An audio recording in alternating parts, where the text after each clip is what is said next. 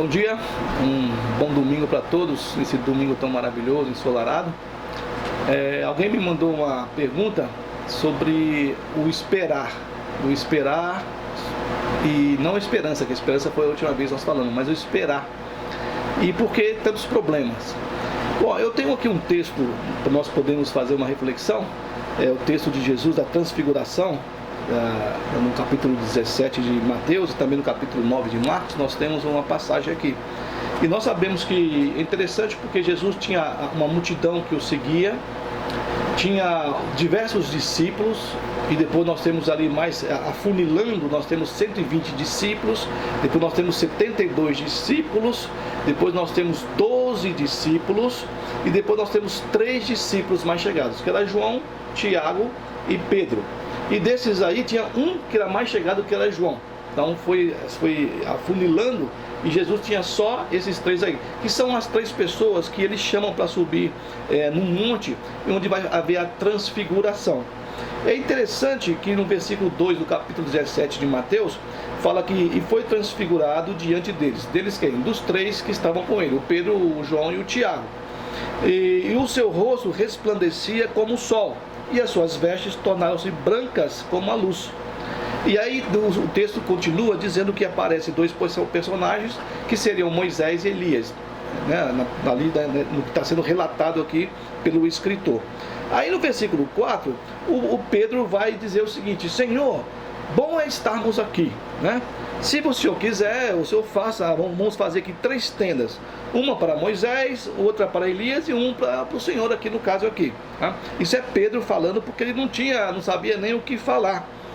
E é interessante porque no texto Jesus não responde a Pedro aquilo que Pedro está falando. Enche-se de nuvem ali e tal, e uma voz de cima fala para os apóstolos ali: esse é o meu filho amado em quem me comprazo, a ele vocês ouçam o que ele está dizendo, né? Então é interessante porque as duas questões é o seguinte.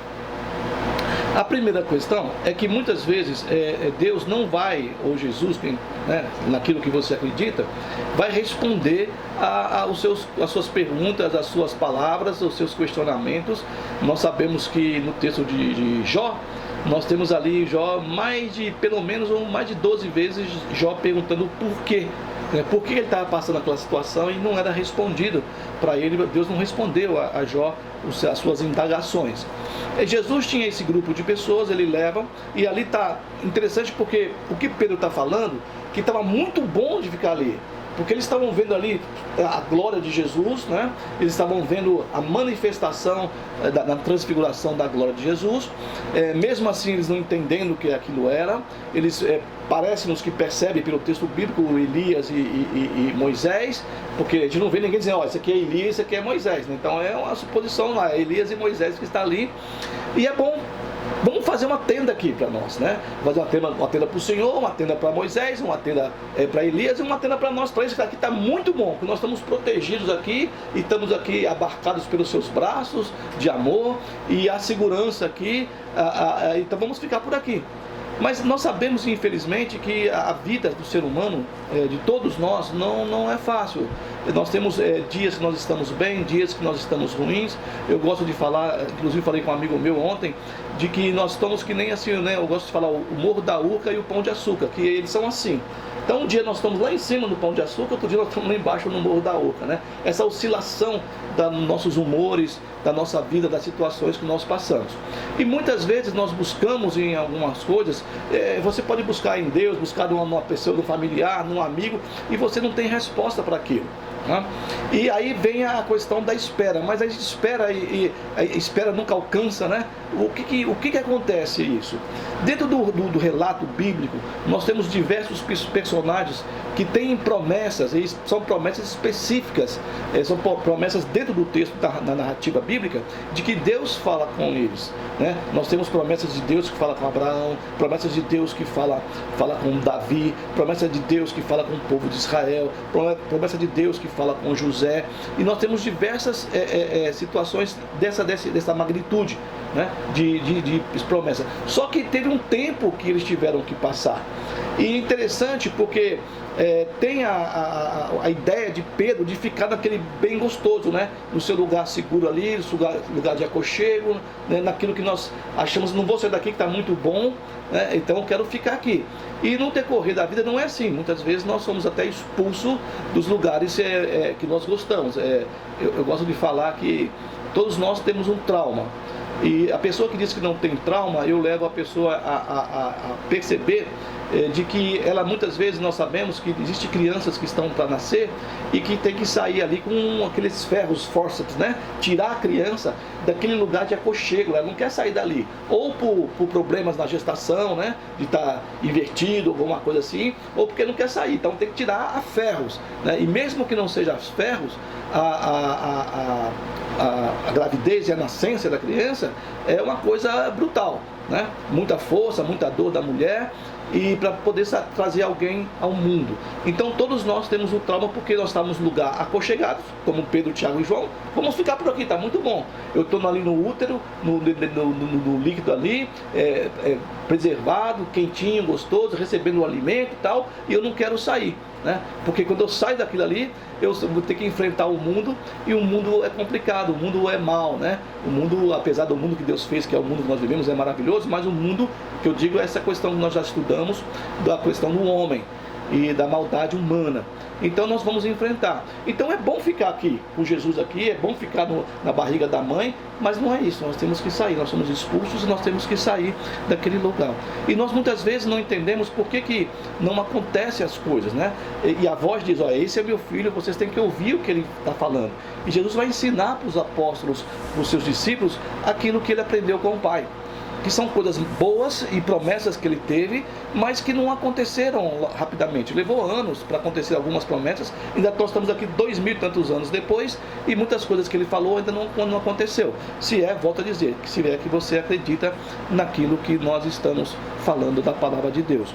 Então, a espera, muitas vezes ela nos cansa, nos entristece, e muitas vezes nós até desistimos daquilo que nós temos a expectativa, daquilo que foi falado conosco, não só da parte de Deus com as suas promessas, como também muitas vezes de pessoas que nós conhecemos, de alguém que é superior a nós, que nos promete, ou de algumas promessas dos nossos pais, ou de alguma promessa dos nossos amigos que não ocorre. Interessante, eu volto a dizer, que nós temos então o texto de Abraão, uma promessa de um filho para ele com a sua mulher Sarai, no caso, era o Abrão e Sarai. Depois ele torna-se Abraão e Sara, e tem uma promessa. Bom, no tempo que nós vimos a promessa feita a Abraão, ele tinha 75 anos, e só foi acontecer com 100 anos, 25 anos depois. Então 25 anos que aquele homem ficou triste. O capítulo 15 nos revela que ele estava deprimido, estava chateado, e ele está lá dentro da tenda, e Deus fala assim: ó, sai fora da tenda aqui, né? Sai dessa tristeza, dessa ansiedade, dessa angústia, e olha para o céu, que essa vai ser a sua descendência, se você puder contar as estrelas. Mas ele estava lá deprimido lá. Nós temos a história de José, que teve sonhos de que ele seria superior aos seus irmãos e superior até ao pai e à mãe dele, algo meio complicado no tempo da cultura dele, no tempo do Oriente Antigo. E ele demora pelo menos 17 anos para subir a ser o segundo no trono do Egito, depois seus pais e seus irmãos virem até a ele e reconhecerem, e ele se revelar que é José. Então, 25 anos, 17 anos. Davi, foi dito a ele que ele seria rei de Israel. Ele teve que esperar o tempo do reinado de Saul, que pelo menos 40 anos. O texto diz que o Saul reinou 40 anos. Então nós não sabemos se foi no metade do reinado de Saul que foi permitido a Davi, se foi no começo, mas se foi no começo, pelo menos 40 anos até o Saul morrer, até ele ser eleito o rei de Hebrom e de Judá, para depois, 7 anos depois ainda, ele ser eleito o rei de todo Israel. Então vamos supor, de 40 anos aí para frente, ou de 20 anos a 40 anos, ou até 50 anos, para ele realmente ser o rei de todo o povo de Israel, do norte e do sul. Então existe essa espera. Só que nós não sabemos o que se passou no coração do Abraão, é claro. Nós sabemos. Do próprio José, sim, porque ele estava preso, e ele fala para a pessoa: diga lá para o faraó que eu sou inocente, né? O Davi não nos relata se ele ficou nessa ansiedade, nessa angústia de ser o rei, e nós temos diversas promessas aqui que ainda não foram cumpridas, e eu tenho certeza que você também tem esperança, que você também tem essa espera, e tem coisas que foram prometidas para você, que no momento você acha que não vai acontecer, que não se vai se realizar, pela situação que você está. Ou muitas vezes nós estamos numa situação que achamos que é maravilhosa, que é boa, como Pedro ali falando, e nós não entendemos que não é ali é apenas um momento, não é? Um momento que nós passaremos muito bem, e talvez depois venham outras situações que venham até nos testar na nossa fé, na nossa expectativa, na nossa esperança, dessa espera de algo bom acontecer. Bom, ali está esses dois lados, né? Dos lados tinha três, os apóstolos, e três lá de cá, que era Jesus, Elias e Moisés. E o Pedro está vendo aquela situação e quer ficar ali. E muitas vezes não era ali, porque ele tinha que muito caminhar, os três, na verdade, Tiago, João e Pedro, caminhar muito ainda. Jesus também tinha que caminhar mais algum tempo com eles, e depois eles sozinhos, para enfrentar cada um a sua luta, a sua espera, a sua expectativa e o tempo que é determinado. É interessante, porque no texto bíblico também, Deus fala para Abraão que daria uma terra boa, que mandaria leite e mel para a descendência de Abraão. Da promessa de Abraão, que foi feita a essa terra, até a posse da terra pelos descendentes de Abraão, que é a terra de Canaã, porque lá existia um povo que vivia lá, levou 800 anos mais ou menos para que isso acontecesse. 800 anos para que a descendência de Abraão tomasse a terra de Canaã. E na verdade também o texto bíblico nos relata que não tomou totalmente a terra, por desobediência do próprio descendente de Abraão. Então 800 anos de uma promessa, do filho levou 25 anos, e essa promessa de entrar a descendência dele na terra levou mais ou menos 800 anos. Nós temos uma profecias, principalmente de Isaías, falando muito sobre o Messias, e ele está falando pelo menos ali há 900 anos antes de nascer Jesus, né? Ele está dizendo que ele levou 900 anos para aquela palavra se acontecesse. Quer dizer, todo esse povo que passou de Abraão até a tomada da terra por Josué, eles não viram acontecer a situação. Todas as pessoas que viveram do tempo de Isaías até a vinda de Jesus também não viram cumpridas as palavras de Isaías. Eu não estou dizendo que não vai acontecer, que você espera, aquilo que foi dito para você não vai acontecer. Eu estou apenas dizendo que nós precisamos entender que há um tempo para todas as coisas debaixo da terra, né? Há um tempo específico para as coisas acontecerem. E eu gosto muito do capítulo 21 de Gênesis, no início, que diz que quando a Sara estava grávida, no tempo determinado por Deus, nasceu o filho de Abraão, né? Que era o Isaac, no tempo determinado. Não é um tempo nosso, não é nós que estabelecemos. Muitas vezes as pessoas falam assim: vou estabelecer um tempo para fazer isso, fazer aquilo, fazer o outro. O texto bíblico nos ensina que um homem muito rico plantou e teve uma colheita super abundante. E esse homem então recolhe todo o trigo que ele plantou, que germinou, em silos, né? E ele fala então, depois de ele ver todo o poder dele, toda a glória ali da plantação e a riqueza dele, ele fala assim: agora sim, estou tranquilo, né? Minha alma coma e regala-te, que eu tenho para muito tempo agora, né? E vem uma voz e fala para ele: olha, louco, esta noite pedirei a tua alma. E aí, o que você tem, para que serve, né? Então é o tempo de Deus. O tempo de Deus é o melhor tempo, né? Que nós temos para nós aí. Então, que você possa entender que existe a promessa, existe as palavras, existe a expectativa, a esperança, mas existe essa espera, e nessa espera é que nós então somos, vou dizer, né, provados, né, a nossa fé, a nossa expectativa, a nossa esperança, e que vai acontecer. Se foi dito por Deus, principalmente para mim, como diz assim, se foi dito por Deus, vai acontecer.